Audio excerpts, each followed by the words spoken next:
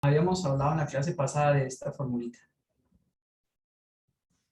y habíamos explicado varios detalles de esa formulita. Esta es la restricción presupuestaria. Habíamos dicho que en la función de demanda, ¿cierto? La función de demanda clásica, teníamos una función de demanda clásica, algo así como esta función de demanda era para la industria de un producto y que no tenía en cuenta realmente que en la demanda también estaba influenciado por los precios, por las cantidades, perdón, el presupuesto que está acá. Y obviamente, pues por los precios. Entonces, en este caso, lo que va a tratar el modelo que estamos viendo, el modelo consumidor, va a tratar de explicar cuánto consumen las personas. La pregunta, el modelo se pregunta,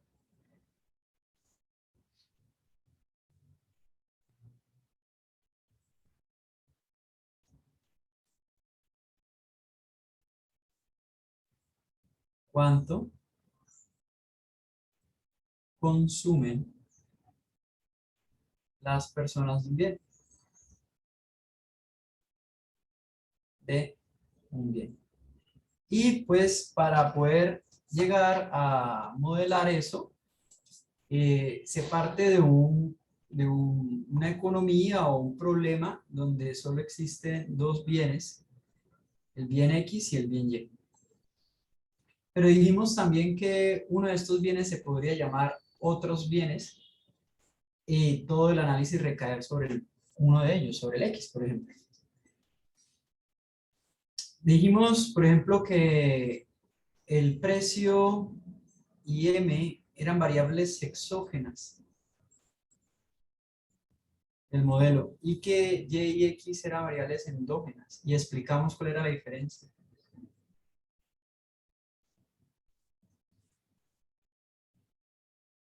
Y hablamos un poquito de la gráfica, el movimiento y cómo el aumento de los precios movían la gráfica, cómo un aumento en el ingreso la desplazaban. Y hoy vamos a hablar entonces de las preferencias. Vamos a hablar de las preferencias.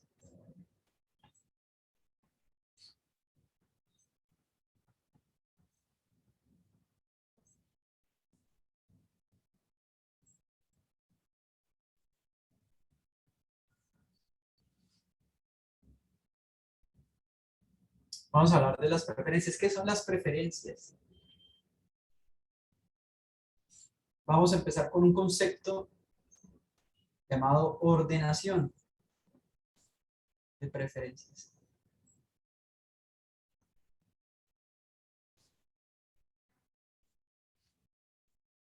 ¿Qué es una ordenación de preferencias? Es un algoritmo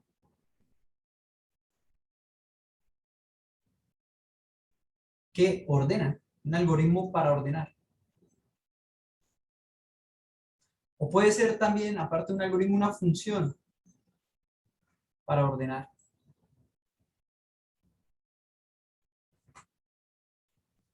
¿Ordena qué? Las cestas. Ordenar cestas.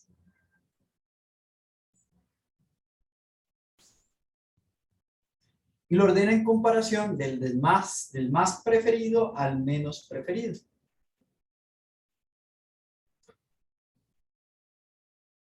Ordenación de preferencias.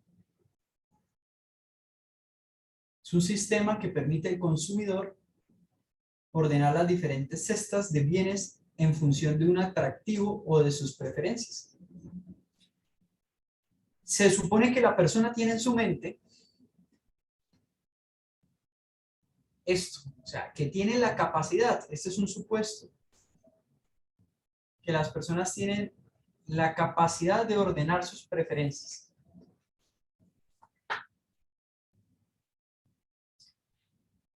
El consumidor tiene algunos supuestos, o sea, las decisiones del consumidor se supone que tienen un orden, unas, unas características.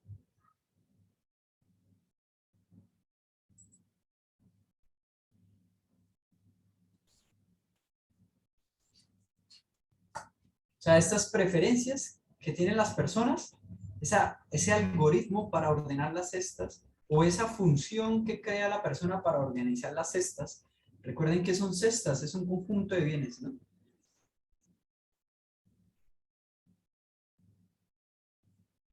Tiene unas características.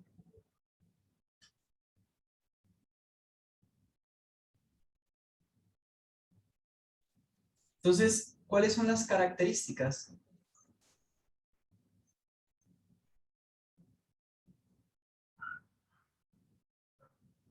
de el ordenamiento de preferencias?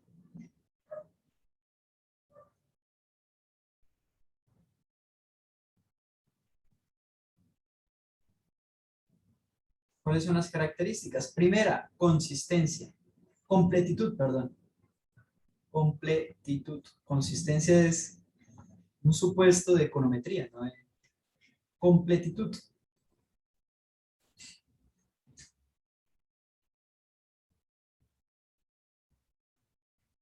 ¿Qué es el supuesto de completitud? Quiere decir que el individuo puede ordenar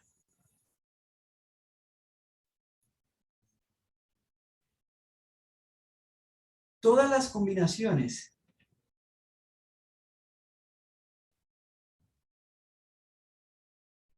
de bienes. Todas las posibles combinaciones de bienes.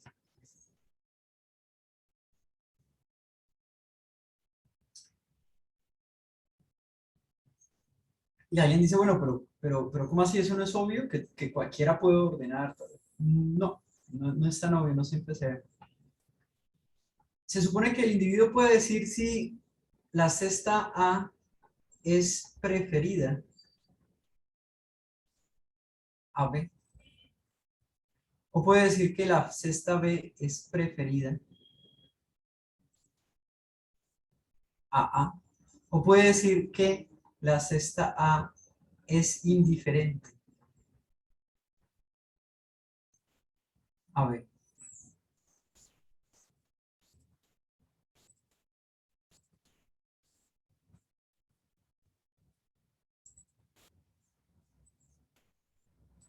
Se supone que puede decir eso.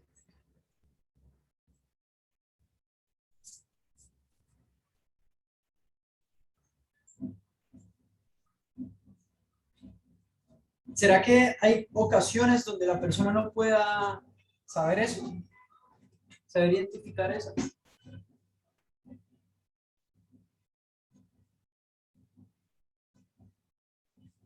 Sí, hay muchos casos donde, por ejemplo, no sé si les ha pasado,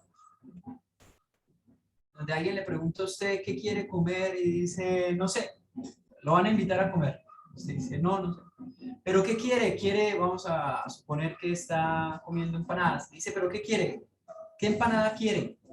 ¿Una de pollo o una de carne? ¿Cuál quiere usted? ¿Cuál prefiere usted? No, no sé. Eh, ¿La de carne sobre la de pollo? Sí. ¿La de pollo sobre la de carne? Sí. ¿O le es igual? Sí. Cualquiera de los tres. Esos casos se supone que no los vamos a tener contemplados cuando hablemos de la ordenación de preferencias.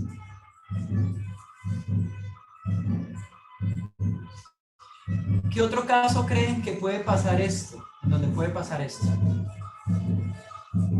Un segundito.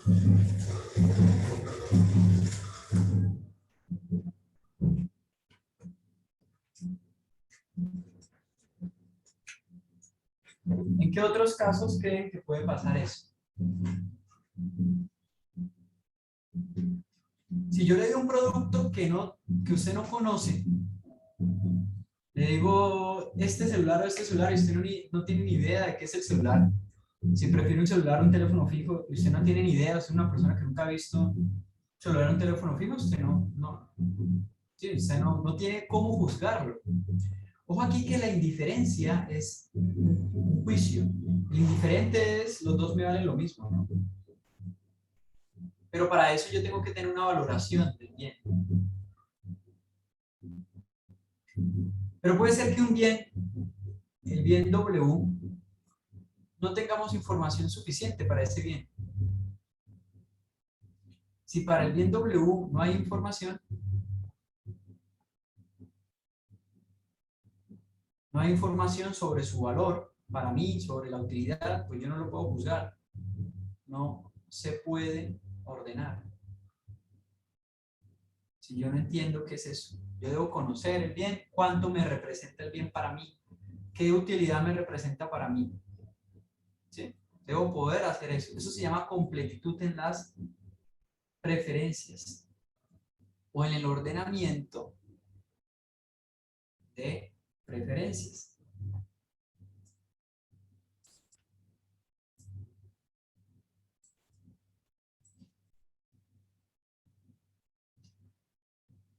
Hasta aquí, ¿alguna pregunta de la completitud?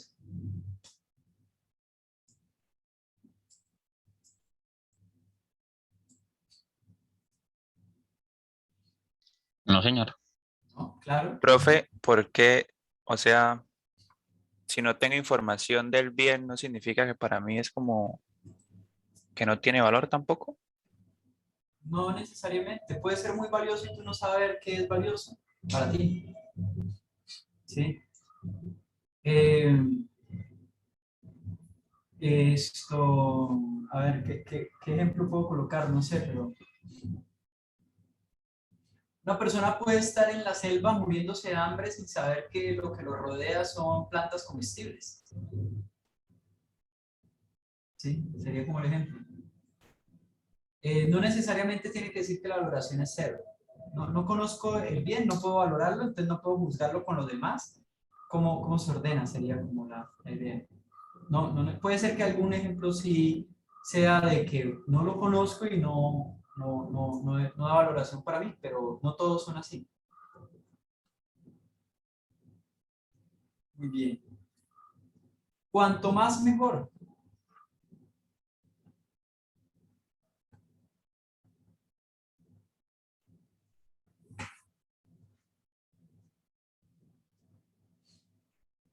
Esto lo habíamos hablado la clase pasada.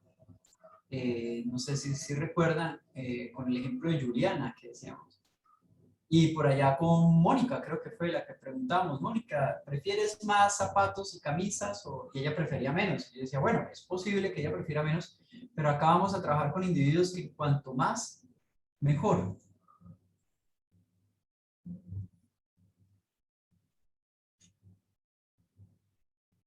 Ahora, ¿qué quiere decir eso? Eso quiere decir que siempre bueno, acá estoy suponiendo no saciedad, en realidad, no, debo suponer que aquí que las personas no sacían, pero puedo suponer una utilidad marginal decreciente y no es contradictorio. ¿Por qué? Porque yo digo, bueno, es verdad que si como una hamburguesa, tengo mucha utilidad de esa hamburguesa. Y si me dan dos, la segunda no me sabe tan rica como la primera. Y si me dan tres, ¿cierto? Es verdad que esa utilidad va decreciendo, pero siempre más aporta un poquito más de utilidad que no tenerlo. Esa es como la idea.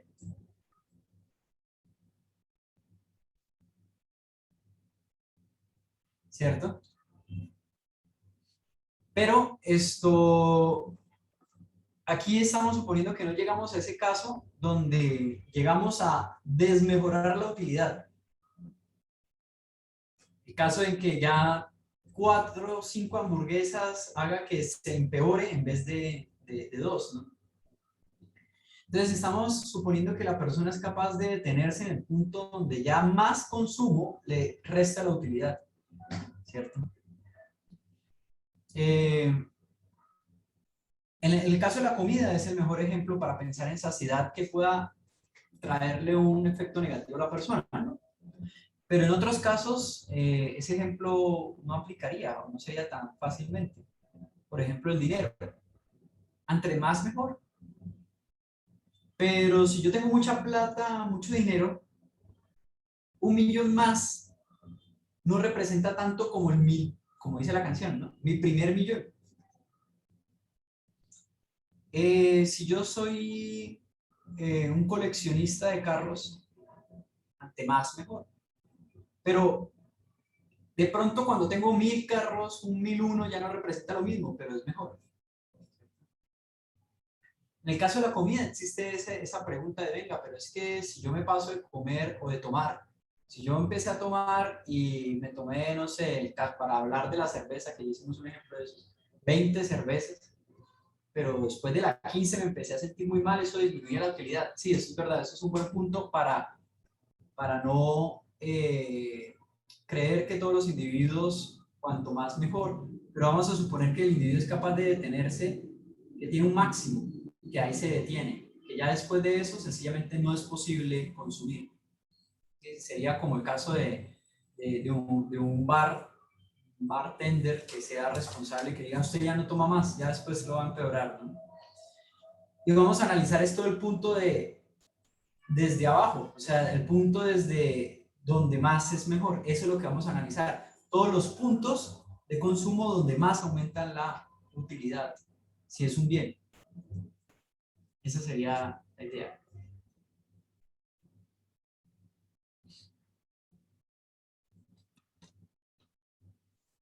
Este es otro supuesto, entre más mejor es otro supuesto que vamos a mantener.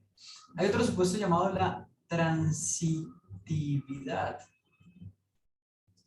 Transitividad. ¿Han visto transitividad en matemáticas? Este es un concepto matemático. ¿Lo han escuchado?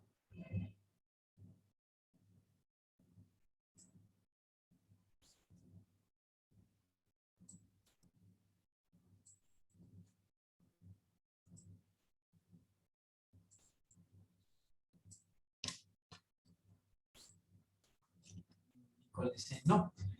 Transitividad. Si yo tengo dos cestas, dos combinaciones de cestas, y digo, la cesta A es preferida a la cesta B.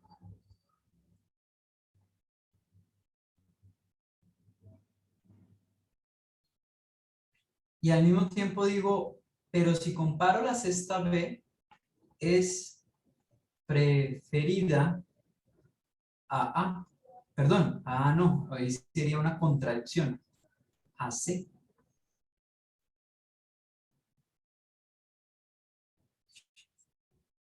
¿Qué puedo decir por transitividad? Puedo decir que A es preferida a C. Es muy fácil verlo con números, ¿no? Si yo digo si yo digo que 5 es mayor a 3 y que 3 es mayor a 1, ¿qué puedo decir con toda certeza?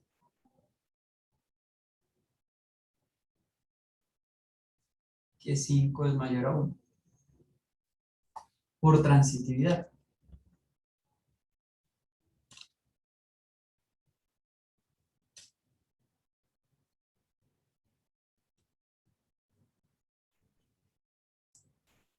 ¿Cuándo no se cumple la transitividad? ¿O quiénes no cumplirían la transitividad?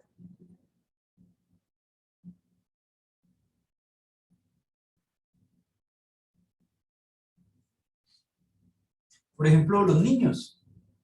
Un niño, usted coge a un niño y le dice, y tiene aquí los bebés, ¿no? Los niños chiquitos, tiene acá un baloncito y acá tiene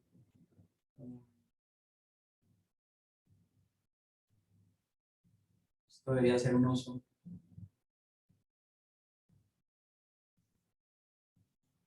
Un osito. Entonces le dice al niño qué quiere o qué coge y el niño coge el osito. Entonces usted coge el baloncito Y él prefirió, el oso, ¿sí? Lo prefirió al balón.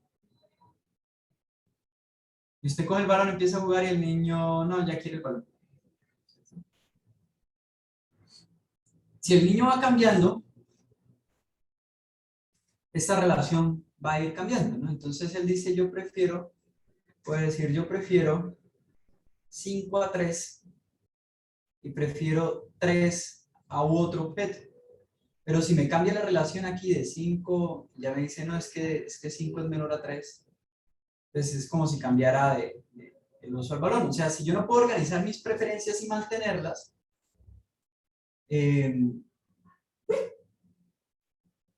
no puedo, con el modelo que vamos a ver, no funcionaría la predicción en ese individuo. Y aquí viene algo muy bonito, que es, recuerden que todo esto se da si ceteris paribus, si todo lo demás se mantiene constante. O sea, esto bajo el supuesto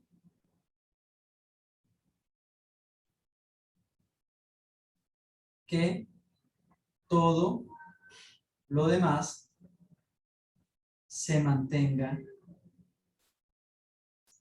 constante. Y aquí salvamos al niño de no ser incluido en este modelo, porque al momento en que yo cojo la bola, yo afecto esa decisión del niño y estoy dándole incentivos a él para que prefiera el otro objeto, porque me parece divertido, porque a él ya me ve y le parecerá divertido. ¿Sí? Eso podría explicar, por ejemplo, por qué, digamos, las chicas, porque un hombre llega y le dice el novio de, coloquemos un nombre hipotético aquí, de Angie. ¿Hay algún Angie en este salón? No. Bueno, si la hay, pues disculpe, pero no era con usted. Si hay un Angie, Angie le dice al novio, ¿usted me quiere? Y él le dice, sí. Más que a fulana, más que a Marta, dice, sí. Y al otro día le dice, ¿usted me quiere más que a Marta? Le dice, no, o sea, sus preferencias cambiaron. Y usted dice, Angie dice, y este tipo es un irracional económicamente, no sabe organizar sus preferencias. ¿Qué le diría el novio de, qué le diría el novio de Angie? Que no se cumplió el supuesto de ceteris paribus, no todo se mantuvo constante. Se defiende, dice, no, no todo se mantuvo, yo no soy un loco, yo no soy un irracional, no todo se mantuvo constante y pasó esto y esto y esto y todo cambió. ¿Sí? Entonces, no es irracional el que cambie sus preferencias, porque eso lo contempla el modelo, porque está diciendo todo este análisis funciona cuando está, no cambia lo demás. O sea que todo este análisis funciona básicamente algo que relacionamos este modelo, funciona a corto plazo. A corto plazo estos modelos funcionan, ¿cierto? ¿Por qué? Porque el largo plazo, más tiempo, no hablemos de periodo de un espacio, un lapso, como de 3 años, 2 años, meses, no. Básicamente en economía, el corto y el largo plazo se explican de la siguiente forma. El corto plazo es cuando las variables se quedan quietas y el largo plazo es cuando cambian. Así lo explican. En teoría del productor, corto plazo es cuando un factor se mueve, largo plazo es cuando todos los factores cambian. En economía van a escuchar muchísimo eso de corto o largo plazo y siempre va a venir la pregunta reiterada de qué es corto y qué es largo plazo.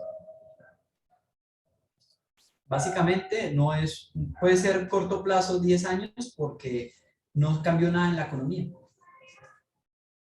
Entonces está más relacionado a los cambios de las decisiones y ese estilo de cosas. Tenemos otro supuesto llamado convexidad.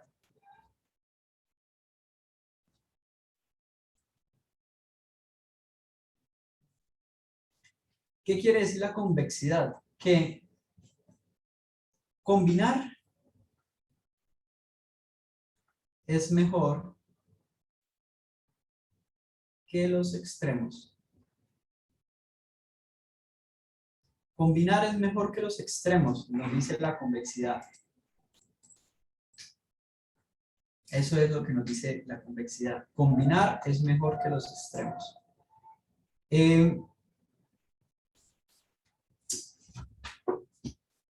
Y yo supongo que las preferencias del individuo son de esa forma, que son convexas. O sea, yo supongo que si yo tengo 100 o 1000 objetos de A y tengo 100 objetos de B, yo estaré dispuesto a reducir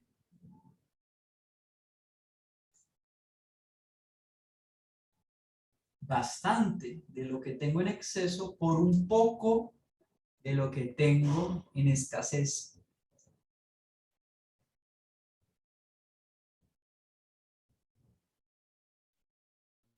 ¿Sí? Por ejemplo, si yo tengo una cesta A que tiene un consumo de 4.0 o de B que tiene un consumo de 0.4, yo supongo que el individuo preferirá una cesta C que tiene 2 de cada uno. Vamos a suponer que él prefiere dar un poco de lo que tenga en escasez, tenga en exceso, para lograr un poco de lo que tenga en escasez, ¿no? De esos ejemplos hay muchos. Usted podría dar mucho dinero a una persona que tenga mucho dinero por un poquito de salud, de vida, ¿no? De tiempo de vida. ¿Estarían dispuestos? Esos son temas recurrentes en las películas y en las novelas. Y también es tema recurrente en nuestra vida, de todo lo que nos rodea, ver personas o vernos a nosotros mismos entregar mucho de nuestra vida por un poco de dinero. Entonces vemos que los extremos hacen gente trabajando 48 horas, 60 horas, desde la madrugada hasta el anochecer por un poco más de dinero.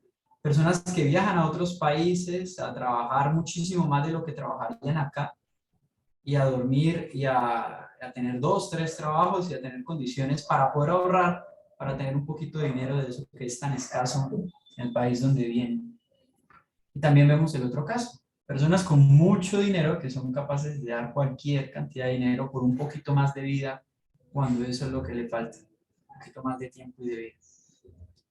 Entonces suponemos que las preferencias son convexas. Ahora, a partir de estos supuestos, vamos a construir unas funciones matemáticas que cumplan con esos supuestos. O sea, las funciones matemáticas de las preferencias deben cumplir con el supuesto de completitud, de cuanto más mejor, de transitividad y de convexidad. Este supuesto, este supuesto de cuanto más mejor tiene un nombre, es monotonosidad, pero siempre me equivoco, entonces voy a buscarlo. Un segundo. Voy a buscarlo. Es monotonosidad, pero no me acuerdo. Monotonosidad. A ver si está bien. Sí, monotonicidad se llama. A esto se le llama monotonicidad. En economía, ¿no? Hay varias definiciones. Economía.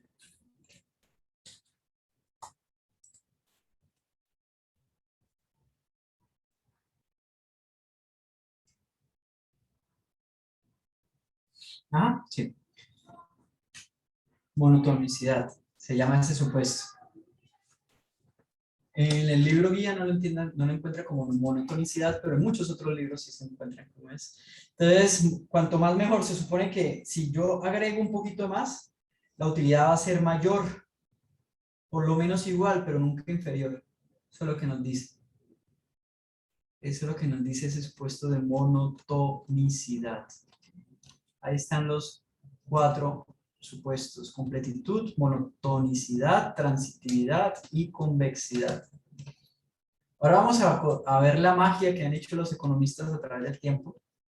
Bueno, la verdad no es que se ha avanzado muchísimo más. Acá vamos a ver lo básico, lo que son los primeros adelantos en esta teoría.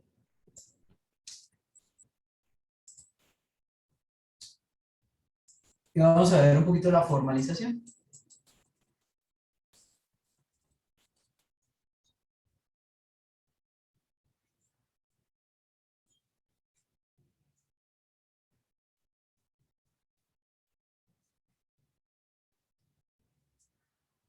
Ok, esto...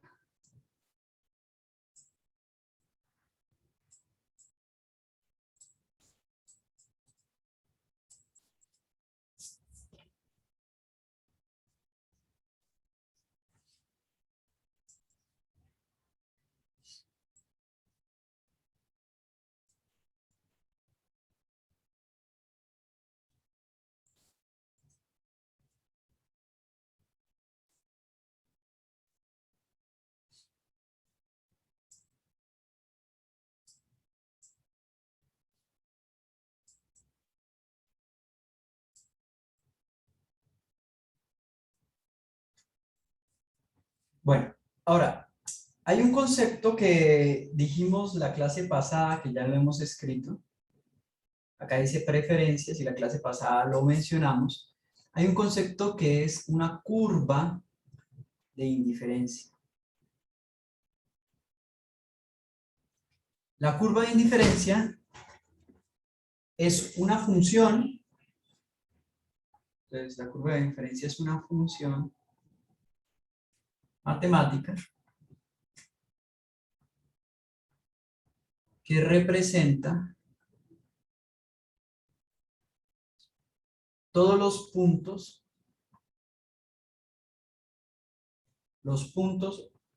o combinaciones de bienes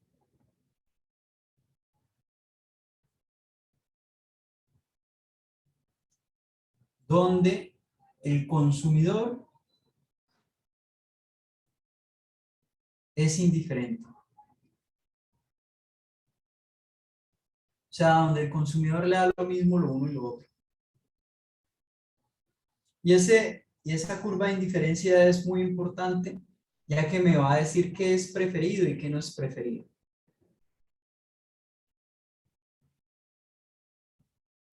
Una curva de indiferencia muy popular es esta, llamada Cobb-Douglas.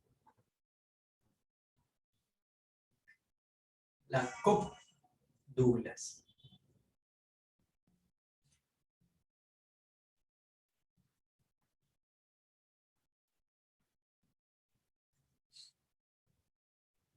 Si yo tengo dos bienes Yx, por ejemplo,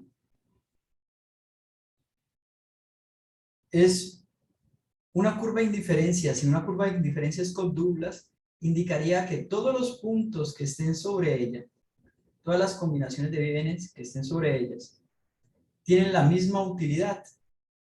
Voy a llamar acá esto Y1x1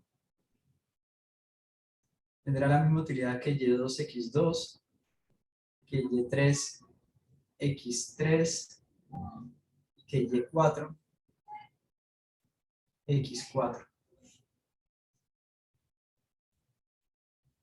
Tendrán todos la misma utilidad. Y aquí que Y5x5.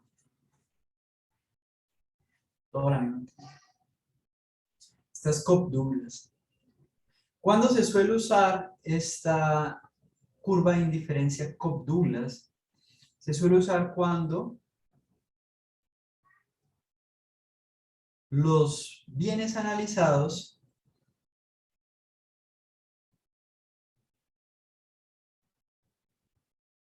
son sustitutos imperfectos.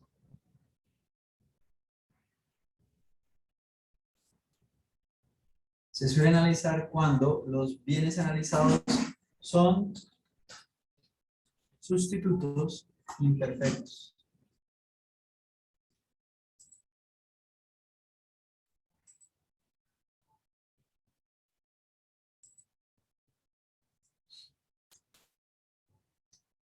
¿Qué quiere decir? Que yo puedo cambiar un bien por el otro, pero no son idénticamente, no son idénticos, son parecidos.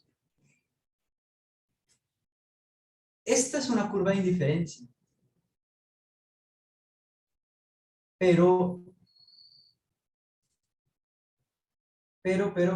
hay muchas curvas de indiferencia para un consumidor y eso se le llama un mapa de curvas de indiferencia. Aquí esto sería hasta el infinito.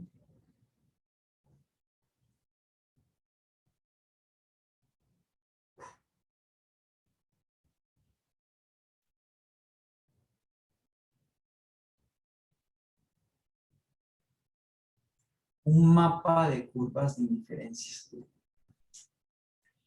Y no se tocan las curvas de indiferencia. Ahí sí se tocan las que yo hice, pero porque las hice a mano, mal hechas, ¿cierto? No me dio el pulso. Pero las curvas de indiferencia teóricamente no se tocan.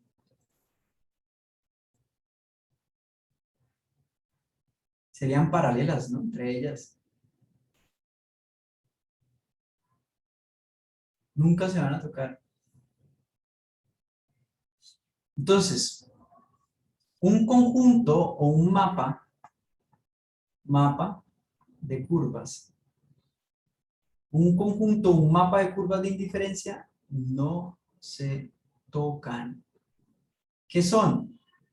Y son muchas curvas de indiferencia.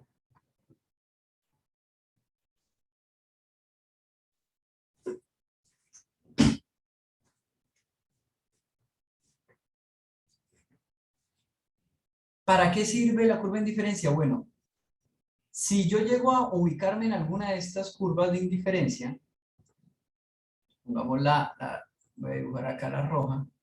Si yo me encuentro ubicado aquí, en esta curva, voy a llamarla que 1, curva 1.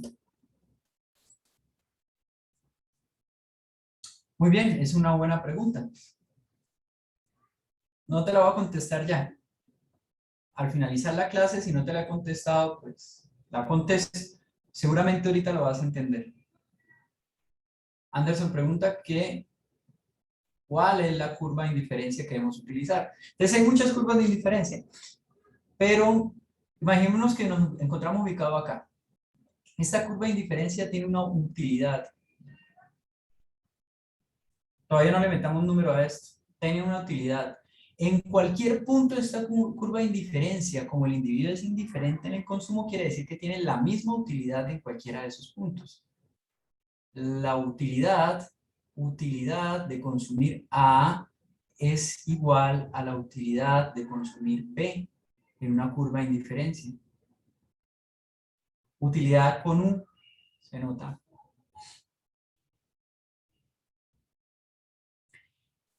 Todo lo que esté a la derecha de la curva de indiferencia es preferido.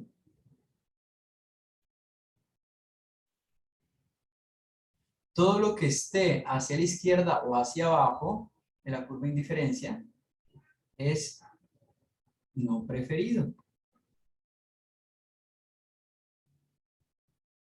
No preferido.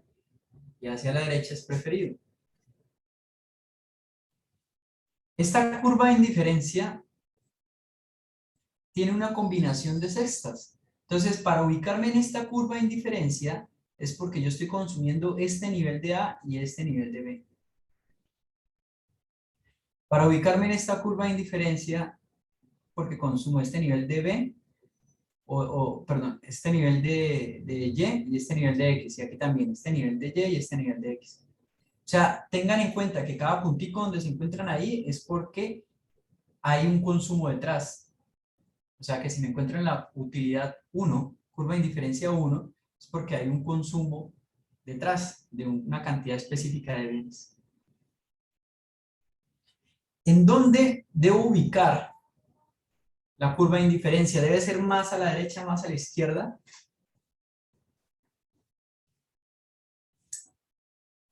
Digamos, ¿usted qué quisiera tener entre una combinación de bienes, de dos bienes como libros y computadores? ¿Sí? Entonces dice, no, pues yo siempre quisiera tener mucho más libros o mucho más computadores, ¿cierto? Y mucho más computadores quisiera tener. Y yo me podría ubicar en muchas funciones de utilidad, pero hay algo que nos restringe. ¿Qué es lo que nos restringe la función de utilidad? ¿Qué es lo que hace que no esté pensando en un Lamborghini si solo me puedo comprar un Spark?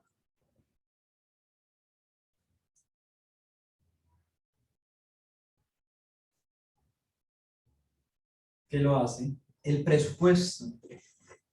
Entonces, la respuesta a Anderson sería, vamos a estar limitados por una curva, una restricción presupuestaria. Esa restricción presupuestaria es fija. Entonces, lo que vamos a tener que encontrar, y aquí me estoy adelantando porque esto ya es parte del equilibrio, es el punto, regálame un segundito que es una llamada, que creo que es urgente, un segundo.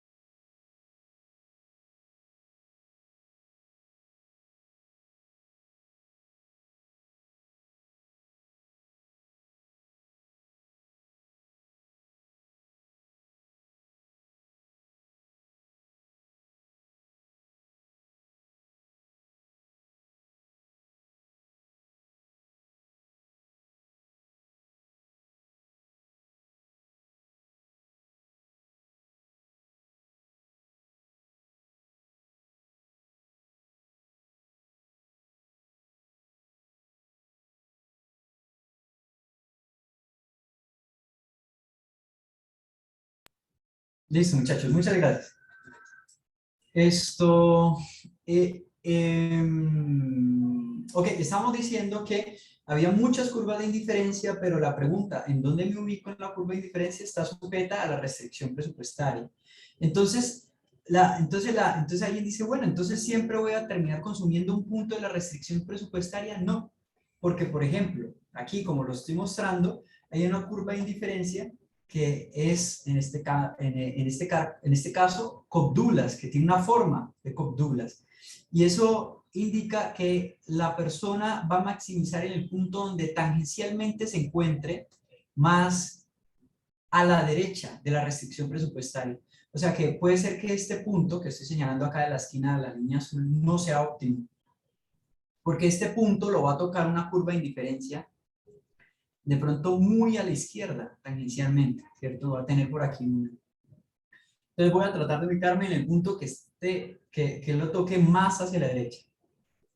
O sea, yo quiero, en este caso, que toque la puntica de la curva convexa, que lo toque aquí, a la curva de indiferencia. Entonces, a la larga voy a estar limitado es por la restricción presupuestaria. ¿Sí? Así es que se limita en dónde me voy a ubicar. Las personas siempre van a querer estar en curvas de indiferencia más a la derecha, pero no siempre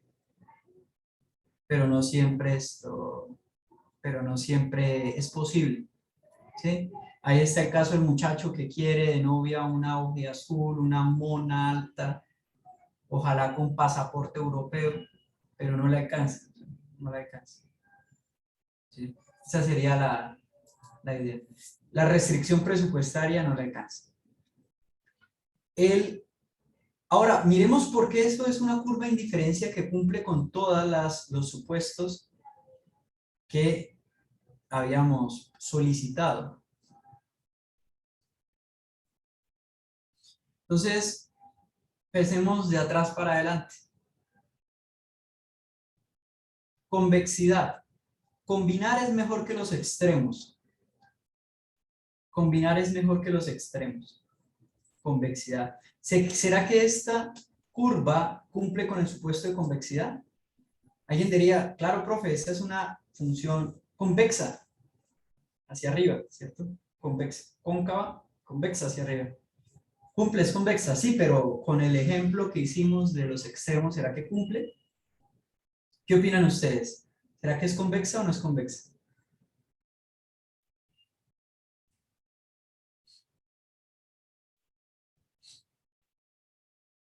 Disculpe, ¿puede repetir la pregunta, por favor? Si esta función es convexa, en el sentido de que lo explicamos ahorita anteriormente, que era la combinación de cestas es preferida a los extremos, convexa. ¿Será que esta curva de indiferencia es convexa? ¿Cumple con eso?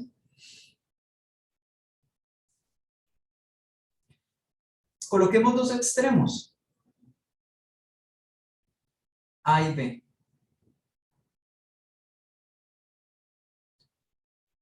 ¿Cuál será la combinación de estas? Trazo una línea que los une, que son los extremos. Esto es el extremo, si esta es una línea recta, estos son los extremos, y el punto medio, o cualquiera de los puntos.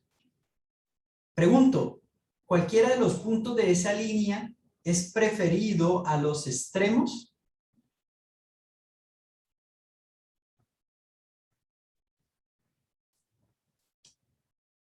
Preguntémosle a César. César, ¿qué opinas?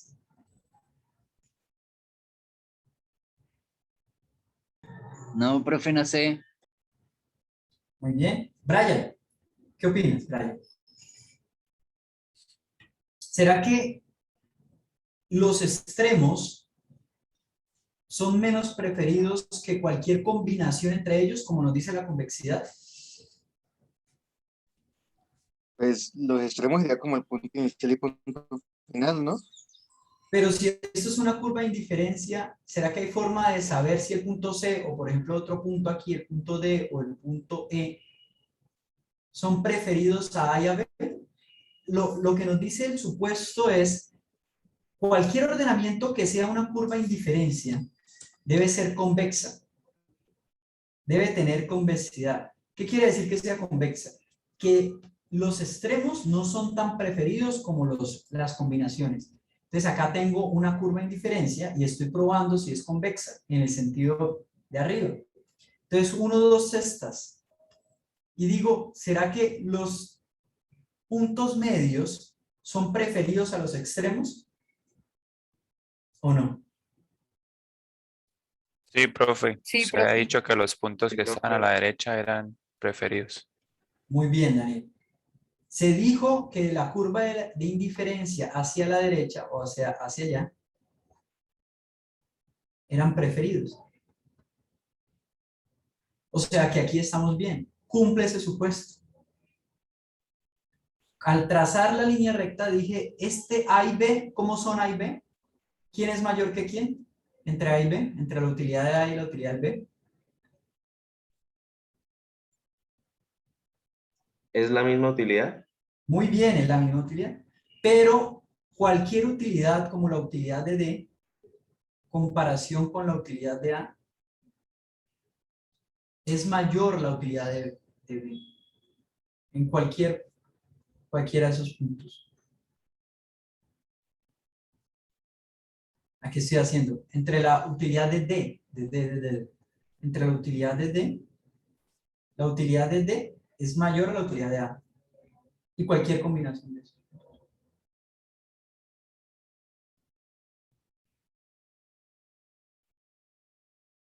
¿Sí?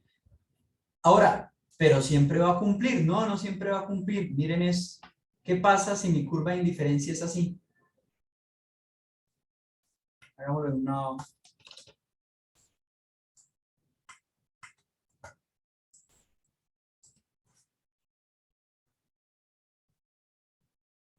¿Qué pasa si mi curva de indiferencia es así?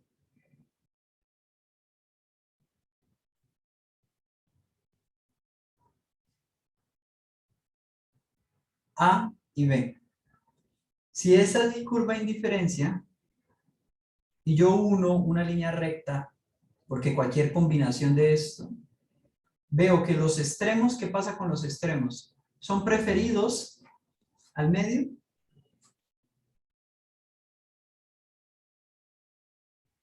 En No, este caso, profe. no. Muy bien, Anderson. No lo ves, ¿por qué?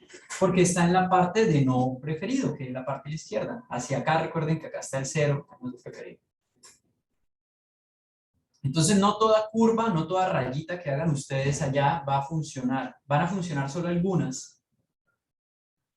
Y esas son las que se suelen usar. ¿Sí? Entonces, ahí vamos bien. Entonces, cumple con convexidad. Profe, pero en el ejemplo que puso en el último, A y B siguen siendo iguales. Sí. Si es indiferencia, sigue siendo iguales. Sí. Sí. Si es indiferente, sigue siendo iguales. Porque en eso consiste la indiferencia, en que cualquiera de esos puntos combinación, pues la utilidad era igual.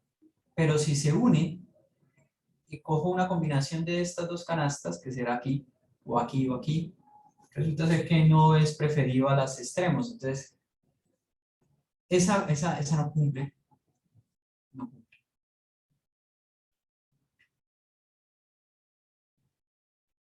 Transitividad.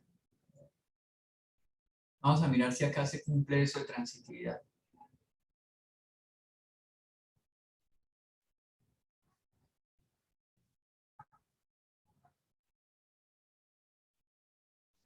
Entonces, pensemos acá en un punto W. Entonces, esta forma de presentar esta curva de indiferencia, la pregunta es, ¿cumple con el supuesto de transitividad? O sea, ¿mantiene la transitividad? Y yo diría, sí, sí la mantiene. ¿Por qué? Porque pensemos acá hay 4 canastas. Démosle una. Aquí queden 3 canastas. C es preferido a A. Utilidad C es mayor a la utilidad de A. C es preferido a A. La utilidad de C es preferida a A. ¿Por qué? Porque todo esto es indiferente, todo esto es C. Está la parte de la derecha. ¿Sí? Está la parte de la derecha. Pero entonces, C es preferido a A, pero A es preferido a C, ¿cierto? Claro, A está más hacia la izquierda. Entonces, A es preferido, es utilidad de A, es mayor a la utilidad de W, dije, de W. Entonces, por ende, ¿será que la utilidad de C es mayor a W? Sí, claro, está más a la derecha y aquí lo muestra en la curva de indiferencia. Entonces, la utilidad de C es mayor a la utilidad de W. O sea que cualquier ordenamiento de esa curva, en cualquiera de los 3 puntos que ustedes coloquen ahí, se va a poder sacar esa misma diferencia.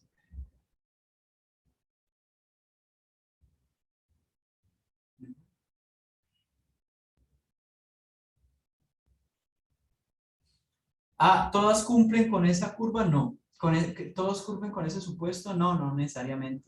Eso está quitando entre nuestra posibilidad, por ejemplo, una representación de una curva de indiferencia senoidal o algo así. Donde yo tenga por aquí una cesta A, por aquí una cesta B, por aquí una cesta C, por aquí una cesta D. O bueno, dejemos 3 solamente. Entonces yo diría, bueno, todo lo que está a la derecha de la curva de indiferencia supuestamente es preferido, ¿no? Entonces yo digo, bueno, B está a la derecha, ¿no? Debería ser preferido a A, ¿no? Entonces la utilidad de B es mayor a la utilidad de A. Bien. Ahora, comparemos B con la utilidad de C. B con la utilidad de C, entonces yo digo, B está por fuera, entonces la utilidad de B es mayor a la utilidad de C. A la utilidad de C.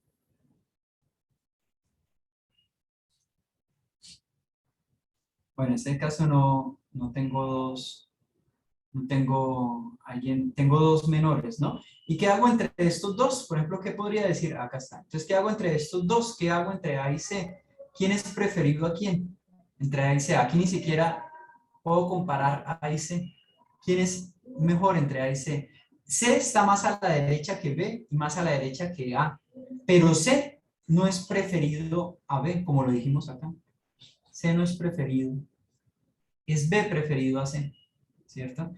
Si todos estos puntos de indiferencia, ¿cierto? Eso quiere decir que todo lo que esté por fuera, indiferencia más hacia la derecha, sería preferido. Y acá estará por adentro, o sea, este sería menos preferido, ¿sí? Entonces, acá está el caso donde la C no es preferido a, ¿cierto? Pese a que esté a la derecha. Entonces, este tipo de curvas no la van a encontrar dentro de la curva de indiferencias posibles. Este es un ejemplo donde la transitividad no se cumple.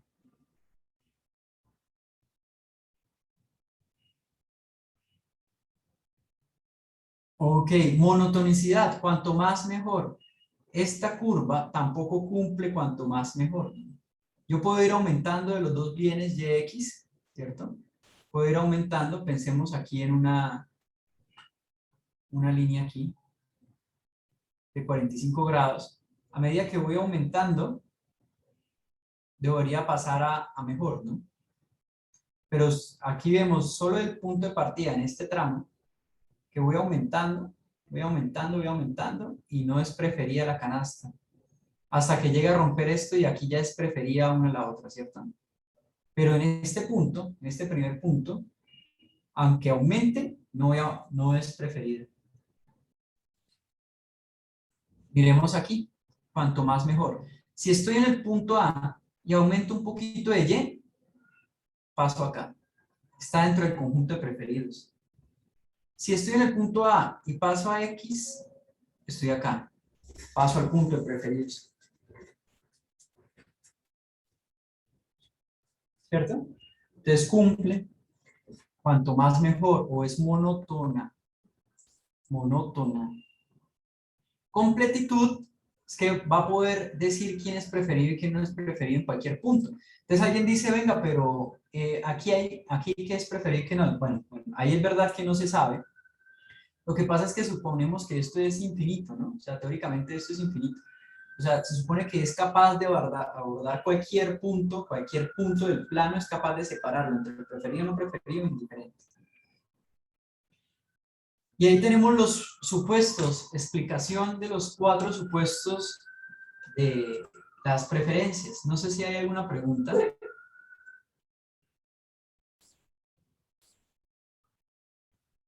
Hasta el momento. Vamos a ver un pequeño video de consumidor. Vamos a ver un pequeñito video del consumidor. Para la próxima clase, ¿qué vamos a hacer? Vamos a formalizar, vamos a ver otras curvas de indiferencia. Esta es la primera.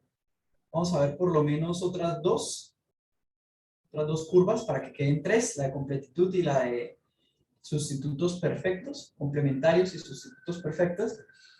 Y vamos a trabajar un poquito de matemáticas. Les voy a mostrarles este video y con este video finalizamos la clase de hoy. Un segundito ya les comparto.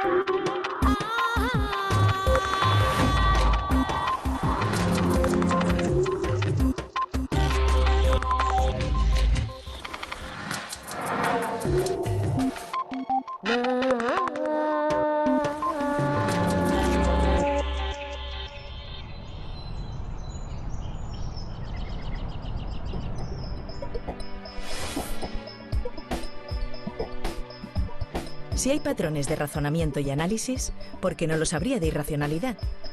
Quizás en el fondo de nuestras decisiones y lógicas hay un motivo razonable anclado en alguna antigua adaptación de nuestro cerebro.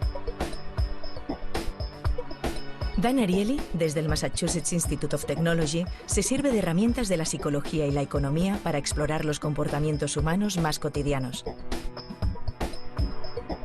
Punset discutió con él las conclusiones de sus numerosos experimentos acerca de qué nos influye realmente a la hora de tomar decisiones.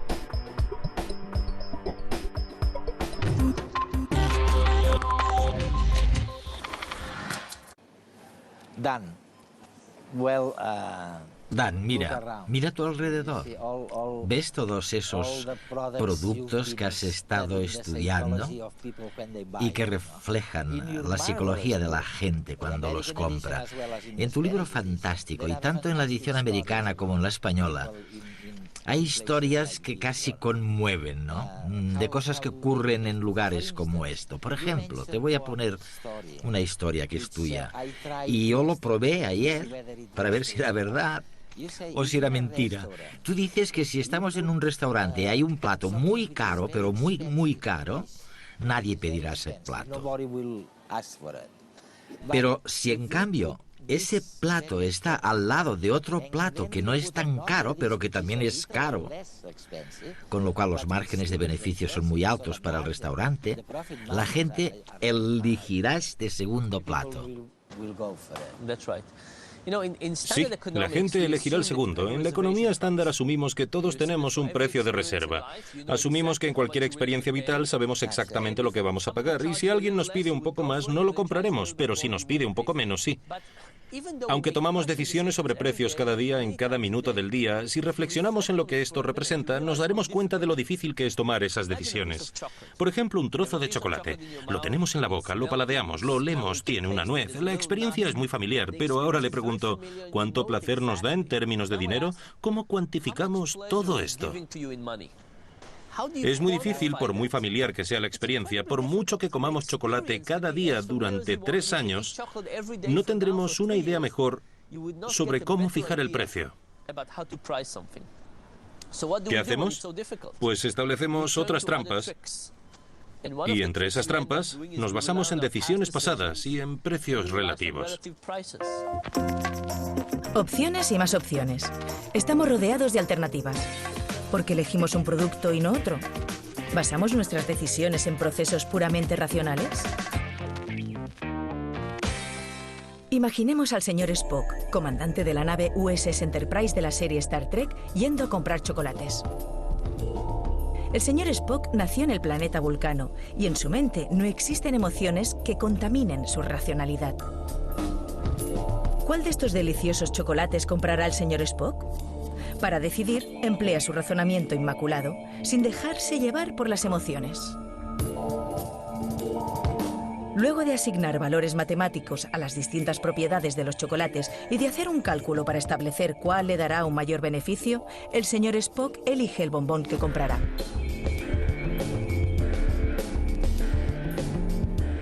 Pero nosotros, terrícolas rebosantes de emociones, ¿elegimos con la misma frialdad que el señor Spock? Algunos economistas creen que sí, pero Dan Ariely ha realizado algunos experimentos que demuestran lo contrario. Uno de esos ensayos es el experimento de los chocolates. Con esta prueba, Ariely ha demostrado algo que los gerentes de marketing conocen muy bien. La palabra gratis ejerce un efecto hipnótico en los compradores. Veamos cómo funciona el experimento. Estos chocolates son de una marca belga muy prestigiosa. Su precio de venta al público es de 60 céntimos y en la chocolatería Redes los ofrecimos a 15 céntimos. Y estos chocolates son más baratos. Un hipermercado los vende con su propia marca por 20 céntimos. En la chocolatería Redes los ofrecimos a 1 céntimo cada uno. Después de varias horas de venta, ¿cuál de los dos chocolates preferirá la gente?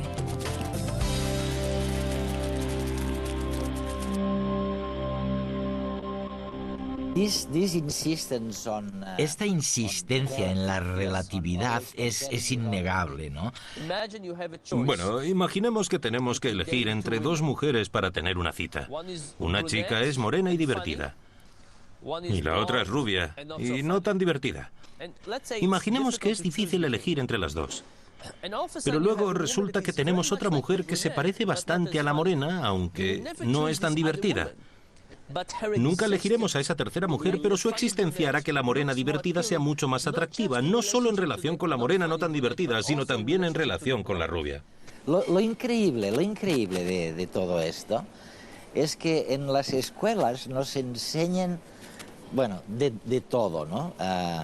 Geometría, filosofía, geología, climatología, y sin embargo ocurre como ha pasado con con la felicidad, con el amor, con las emociones positivas y negativas internas, que nadie nos ha dicho nada.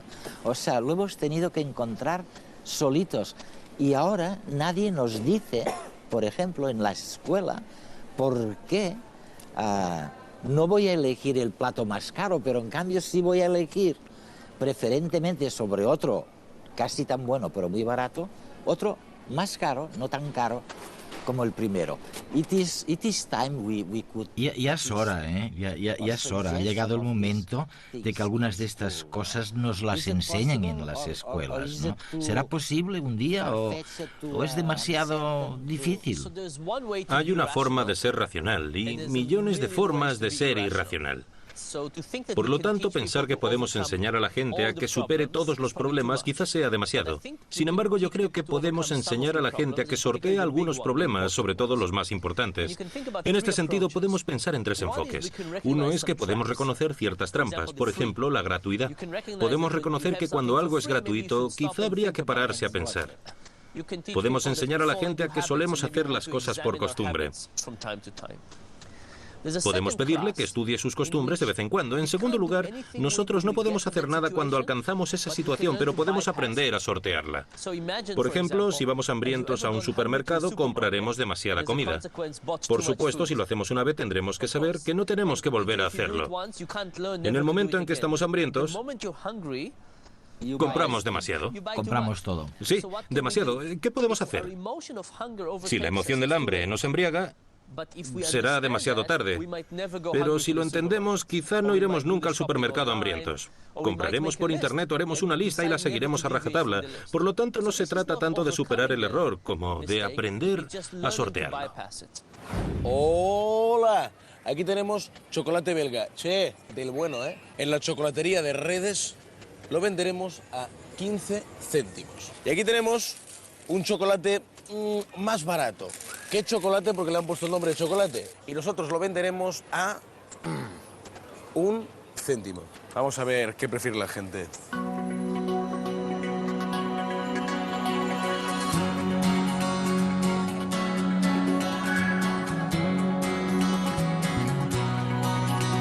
¿Le gusta el chocolate? Hombre, de gustarme me gusta. Ah, pillina. Este de primera calidad por 15 céntimos, solo 15 céntimos, y este de baja calidad, pero solo por 1 céntimo. ¿Por qué elegiría este de primera calidad por solo 15 céntimos? No, porque me gusta la calidad. La calidad. Como gustarme, me gusta la calidad. Y calidad-precio no está mal, en este caso, ¿no? No, no está mal. Pues mire, ¿le doy el chocolate belga para usted? Sí. Deme los 15 céntimos, señora. Bien, 15 céntimos. ¿Y usted tiene el chocolate, eh? Sí. Pues hecho. Trato hecho. El precio tiene que ser, lógicamente, más bueno que él, ¿no? Pues venga, no se hable más. ¿Vale? 15 centimillos. Venga. Te ofrecer. Tú te comes esto y ya te puedes morir. Y luego está esto, que te lo comes y quizás también mueres. Este vale solo 1 céntimo y este vale solo 15 céntimos. ¿Te quedas con el belga o con este? Pues venga. El belga para ti y 15 centimillos, por favor. ¿Con cuál te quedas? Solo puedes elegir uno. Hombre, pues yo hoy por hoy con este. ¿Sí? Sí. Pues toma.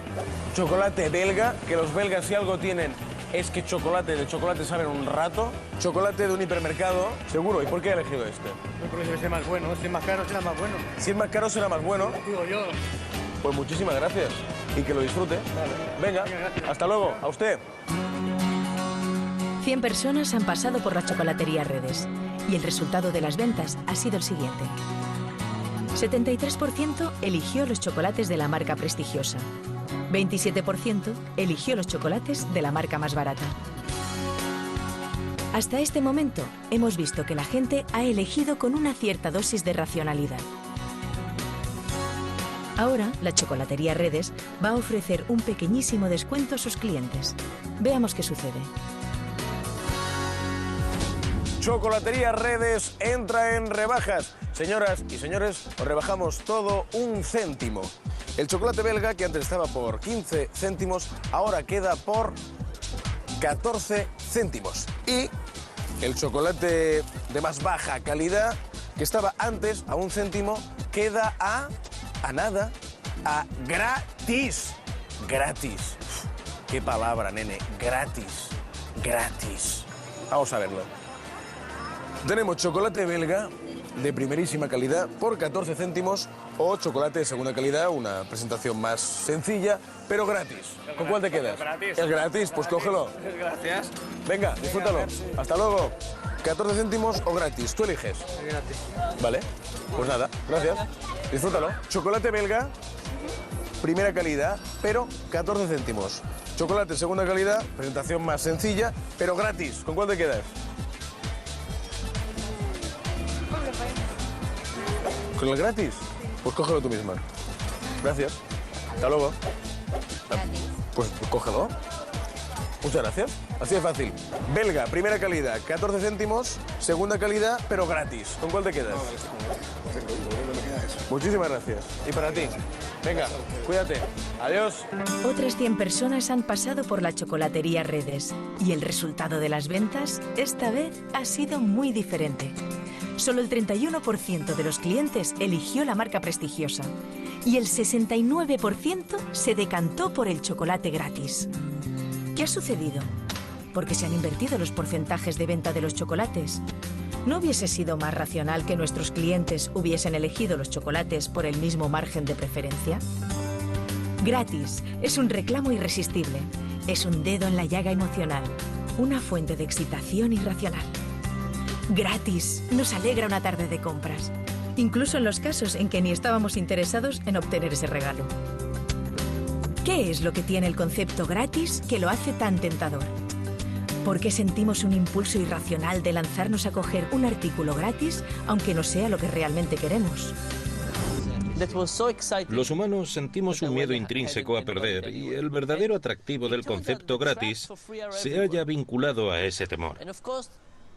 Cuando elegimos un artículo gratis, no hay posibilidad alguna de pérdida, precisamente porque es gratis. Lo que el experimento de los chocolates demuestra es que la diferencia entre 2 céntimos y 1 es despreciable. Pero la diferencia entre 1 céntimo y gratis es abismal.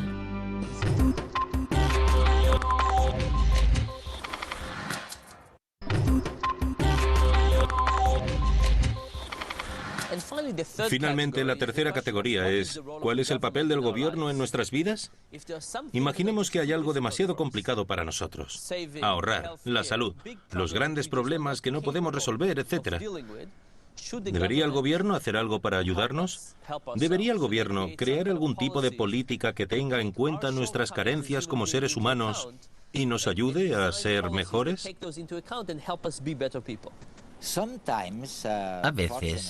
A veces, por fortuna, sería más bien cuestión de enfatizar antiguas prácticas y valores. Ahora pienso en la pereza frente a la eficiencia, por ejemplo. Tú hiciste un experimento contigo mismo con tu equipo en el MIT, con estudiantes a los que se les daba un plazo. Oye, no lo recuerdo muy bien, ¿por qué no nos lo explicas para nuestros telespectadores? Sí, como profesor lo que veo frecuentemente es la procrastinación. No sé si tenéis una palabra para esto en castellano. La misma. Ajá. Procrastinación. Esta mañana me levanté pronto en previsión de todo lo que tenía que hacer. Se me había acumulado el trabajo en los últimos días. Me senté en mi despacho dispuesto a trabajar un poco, pero me fijé en la mesa llena de manchas y me di cuenta de que en una mesa limpia y ordenada trabajaría mejor. Pero entonces sentí hambre y fui a la cocina a buscar alguna cosa rápida que llevarme al estómago, convencido de que así trabajaría mejor. Resultó que la nevera estaba bajo mínimos y tuve que acercarme al súper más cercano, y una vez allí me dije que lo más eficiente sería comprar ya para toda la semana. Así no me tendría que preocupar más y podría terminar todo el trabajo que me quedaba por hacer. Al llegar a casa, me preparé la comida y fregué los platos para estar libre y ponerme enseguida al trabajo. Eso sí, bajé antes a la ferretería a buscar aceite para no oír más los chirridos de mi silla mientras me concentro en el trabajo. De vuelta a casa, miré un rato la tele. Hoy me acostaré temprano y descansaré bien para mañana despertarme pronto y ponerme cuanto antes al trabajo. Y es impresionante porque cada semestre los alumnos llegan con las libretas limpias, convencidos de que lo harán bien, de que harán las lecturas por adelantado. Pero al final del semestre los alumnos suspenden y se inventan excusas sobre parientes que han fallecido y enfermedades. Todo tipo de cosas que siempre ocurren al final del semestre. La pregunta es, ¿por qué no aprenden? ¿Por qué tienen ese problema? Hace un par de años ofrecí un trato a mis alumnos. El primer día del curso, a una clase le dije, me debéis 3 trabajos este semestre, pero podéis decidir cuándo entregármelos. Mientras que a la otra clase a la que estaba impartiendo la misma materia les dije, me debéis 3 trabajos este semestre, pero me los tenéis que entregar en las fechas tope que yo diga, establecidas respectivamente en las semanas 4, 8 y 12. Así pues, al primer grupo le ofrecí libertad para elegir, mientras que al segundo le di un trato dictatorial sin posibilidad de escoger. Para cualquier estudiante, aparentemente, es mejor disponer de flexibilidad. El estudiante sabe que las clases acaban el 2 de mayo y piensa, tengo que entregarlo todo el 2 de mayo, pero si tengo tiempo durante el trimestre me pondré a trabajar antes y lo tendré listo antes. ¿Cuál crees que fue la clase que obtuvo las mejores notas? Dime. Al final del trimestre, después de comparar los dos métodos, descubrí que la clase con las 3 fechas inamovibles obtuvo las mejores notas. La mayoría de alumnos de la clase flexible empezaron a trabajar el 1 de mayo, no durmieron durante 24 horas e hicieron un trabajo de mala calidad. ¿Qué sugieren estos resultados? Pues en primer lugar, que los estudiantes ciertamente sucumben a la desidia, menuda noticia, y en segundo lugar, que restringir fuertemente su libertad constituye la mejor cura para esta desidia. Ninguno viene y me dice, por favor, profesor, ¿puede darnos plazos más cortos? No piensan en ello por sí solos. Yo creo que este es un mensaje muy esperanzador. Si podemos crear estas herramientas de forma más general para la sociedad, para el ahorro, para una mejor salud, para una mejor alimentación, la gente quizás las utilice. Hola, soy la economía conductista. Y yo soy la economía estándar. ¿Este mundo en el que vivimos no es maravillosamente racional? Las personas siempre consideran todos los factores antes de tomar una decisión. No dejan que las emociones enturbien sus juicios. Yo no lo veo de esa manera. Yo veo que la gente come y gasta más de la cuenta, no hace ejercicio físico. Veo que la gente se pelea, experimentan emociones y dicen cosas que hubiesen preferido no decir. Es que no entiendo dónde ves toda esa racionalidad. Pero mi modelo es mucho más limpio. Tengo fórmulas, algoritmos, g cuadrados, desviaciones estándar. ¿Y tú qué tienes? Yo tengo experimentos interesantes que dicen algo sobre cómo la gente se comporta de verdad. Tengo datos e información sobre dónde falla la gente, sobre cuándo cometen fallos y sobre qué tipo de fallos cometen. Bueno, no me gusta la realidad. A mí sí.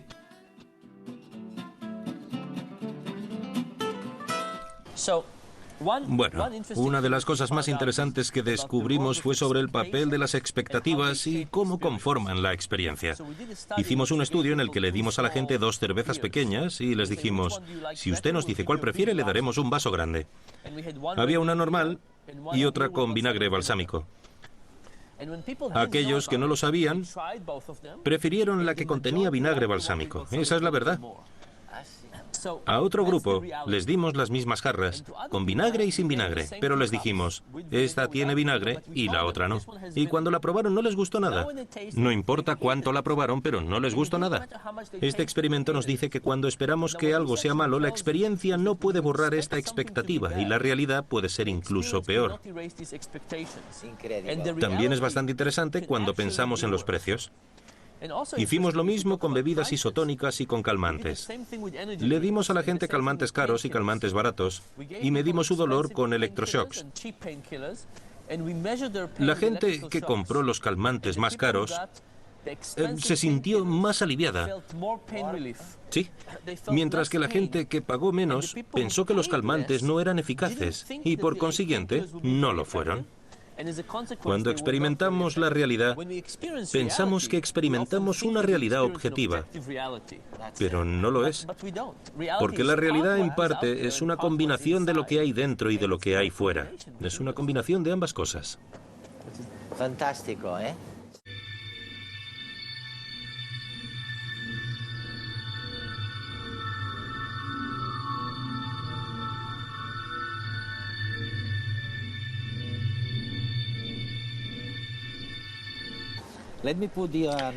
Déjame que te plantee otra pregunta. Me interesa saber si lo que hemos heredado sirve para algo o no, ¿eh? El general chino Shan Yu fue contra un emperador, alguien, no recuerdo el nombre ahora, y pidió a sus tropas que quemaran las naves para que nadie tuviera la tentación de regresar. La única forma de poder volver, de alguna manera, era luchar contra la dinastía que lo odiaba tanto. ¿Es un buen hábito esta historia de romper, de quemar las naves para no volver? ¿O es un mal consejo?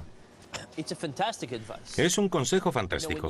Cuando uno se enfrenta a distintas realidades, distintas vías posibles, uno de nuestros problemas es que seguimos insistiendo en cada una de esas posibles vías y nos implicamos demasiado en todas. Por ejemplo, cuando tenemos una cita, los que tienen una cita con varias personas. Quiero a esta o a aquella, y esta puede ser la mejor para ti. La tentación de perder a otros si no pasamos tiempo con ellos puede ser suficientemente grande como para dividirnos y tener demasiadas opciones. La vida moderna nos presenta muchas opciones. Así es. Y cada vez más oportunidades de separarnos hasta el punto de acabar siendo expertos en nada. Yo creo que exageramos todo esto. Por ejemplo, el matrimonio. Es un instrumento por el que prometemos quemar las naves. Prometo estar solo contigo y por lo tanto no pasar tiempo con otros. Por supuesto, ni siquiera el matrimonio funciona siempre. Pero yo creo que tenemos esa tendencia a invertir demasiado en distintas opciones y quemar las naves, aunque sea muy duro, puede liberarnos a veces. Oye, todo esto tiene mucho que ver con la práctica, ¿eh? Porque lo que estamos sugiriendo es que en la práctica de la vida cotidiana hay un lugar para la ciencia y también para la reflexión. Pero algo que es sumamente paradójico es que la moralidad, la ética, también tienen algo que ver con la forma práctica de vivir. Tú afirmas que si le decimos a la gente que algo refleja un código ético, entonces eligen eso. Es así, ¿no? Lo has comprobado. Lo asumen. Sí. Lo has demostrado. Mira, la inmoralidad es una de las cosas que yo creo que no entendemos muy bien. Y te voy a explicar dos experimentos que hicimos. Creamos un pequeño test donde le dimos a la gente una hoja de papel con 20 problemas de matemáticas sencillos. A algunas personas les dimos la hoja y les dejamos 5 minutos y les dijimos: te pagaremos $1 por pregunta resuelta. Al cabo de 5 minutos, nos lo devolvieron y les pagamos $4 de media conforme a lo que resolvieron. A otras personas les dimos la misma hoja y al finalizar los 5 minutos les dijimos: por favor, romped el papel y decirnos cuántas habéis contestado bien. Afirmaron haber resuelto 7. Fue interesante comprobar que no es que unos pocos hagan muchas trampas, sino que mucha gente engaña un poco. ¿Por qué engañan solo un poco? ¿Por temor a ser descubiertos? Pues no. Cuando manipulamos la posibilidad de ser descubiertos no importó. ¿Porque no se les pagó suficiente dinero? No, porque cuando cambiamos el importe, el resultado del juego tampoco cambia mucho. Lo que pensamos que ocurre es que la gente quiere ser capaz de mirarse en el espejo y sentirse bien, pero también quieren aprovecharse de las trampas, de modo que se pueden hacer unas pocas trampas, y no obstante sentirse bien con uno mismo. ¿Cómo podemos demostrar todo esto? En algunos experimentos pedimos a la gente que participara en 2 pruebas. En la primera les pedimos que recordaran los 10 mandamientos, por cierto, casi nadie pudo recordar los 10 mandamientos, y a continuación les tentamos para que hicieran trampas. Después de pensar en los 10 mandamientos, nadie hizo trampas. Y no importó si recordaron más o menos mandamientos, ni si la gente religiosa hizo menos trampas y la no religiosa hizo más. El acto de reflexionar en los 10 mandamientos eliminó el engaño. Lo importante era recordar los 10 mandamientos. Esto es muy importante. Hay un contraste muy interesante. Una forma de pensar en todos estos errores en la toma de decisiones es tener una visión deprimente de la naturaleza humana. Somos miopes, emotivos, cometemos errores, nos sentimos confusos, nos manipulan fácilmente. Lo otro es pensar que somos seres humanos y que no fuimos concebidos para vivir en este entorno. Hemos utilizado la evolución que nos ha preparado para vivir en algo totalmente distinto. Las emociones son muy útiles si caminamos por la selva y vemos un tigre. No queremos pararnos a pensar. Queremos que haya un sistema que se active y nos haga correr. Ya no estamos en este mundo, ya no nos topamos con tigres, aunque las emociones están con nosotros y las funciones que cumplen son mucho menos útiles. Pero siguen siendo importantes.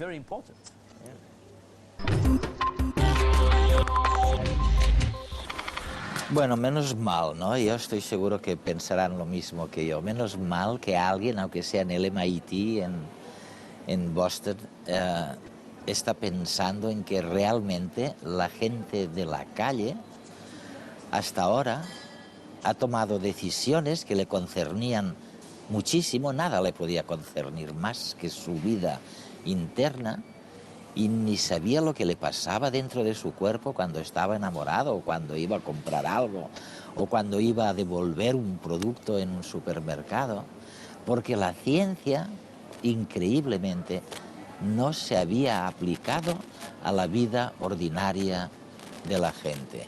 Este es un cambio fundamental. Y yo espero que las instituciones poco a poco se den cuenta y, bueno, pues de pequeñitos nos empiecen a explicar cosas tan sencillas de por qué tomamos determinadas decisiones, por lo menos en aquellas cosas que ya sabemos.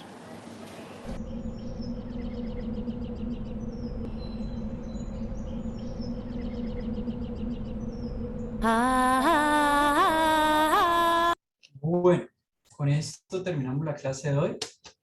Nos vemos la otra semana, el miércoles. Seguimos, como les había dicho, continuamos con las curvas de indiferencia y hacemos un poquito más de matemáticas de este tema. Espero que se encuentren muy bien y un saludo, feliz fin de semana. Hasta luego. Chao, chao. Chao, profe.